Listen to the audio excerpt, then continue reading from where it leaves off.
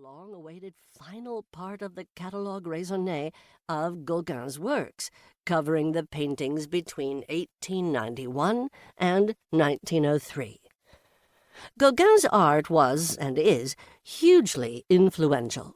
He smashed the established Western canon, ignoring rules handed down over the centuries, trading Renaissance picture box perspective for multi-point perspective, distorting scale and privileging decorative line over believable solidity, employing color emotionally rather than realistically, and pioneering the assimilation of indigenous themes into Western art.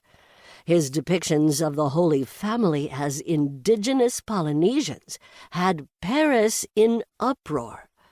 His conceptual approach and stylistic simplification fanned out through Henri Matisse and the Fauves, through Bonnard, Vuillard, and the Nabis, influencing Edvard Munch and also Ludwig Kirchner, the leading figure of Die Brücke group of German expressionists.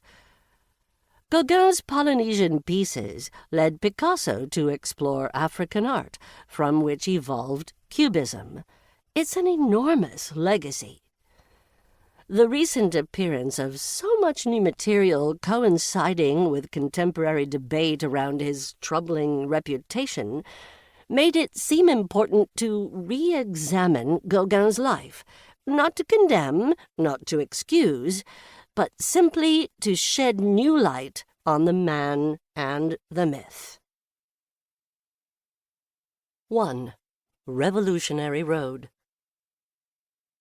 Shortly after his first birthday, Paul Gauguin was bundled aboard a ship called the Albert to sail some 12,000 miles from the French port of Le Havre to Peru. The year was 1849, and France was no place for outspoken radicals such as Gauguin's parents. Charles-Louis Napoleon had become president of the French Republic, and it didn't take political genius to foresee that he would segue smoothly from the post of president to that of Emperor Napoleon III of France. Gauguin's father, Clovis, was an anti-Bonapartist journalist determined to continue the Republican fight from Peru, where he planned to start a newspaper on the back of an excellent connection. Simón Bolívar, who overthrew Spanish rule in much of South America and had Bolivia named after him, had been a family friend. Gauguin's mother, Aline, was also a person of danger on the list of the French Republic's spies and secret police. Aline had not had much time recently to be a national danger.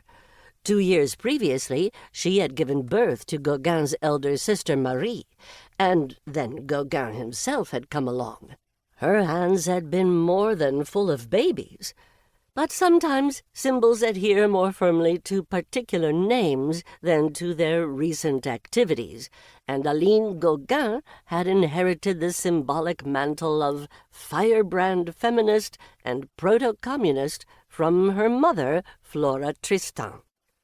Karl Marx met and admired Flora Tristan, whose book advocating an international workers' movement, L'Union Ouvrière, was published 4 years before his own Communist Manifesto, calling for the same. A statue of Flora stands in Paris, where she also has a square named after her and a women's refuge. She has become an icon of the French feminist movement, and in 1984 she was honored with a postage stamp. The philosopher Proudhon called her a genius, and the conservative French press of the time nicknamed her Madame la Colère, Madame Angers. To her grandson, Paul Gauguin, she was a heroine. He described her as a beautiful, socialist anarchist bluestocking who probably never learned to cook, ardent and utterly adorable.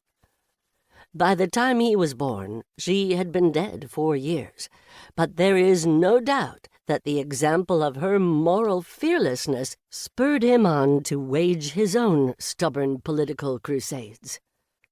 Gauguin is chiefly known for his Polynesian paintings. The first year. To keep listening to this audiobook for free, click the link in the description. It will take you to a free Audible trial where you can listen to this and many other books for free for 30 days.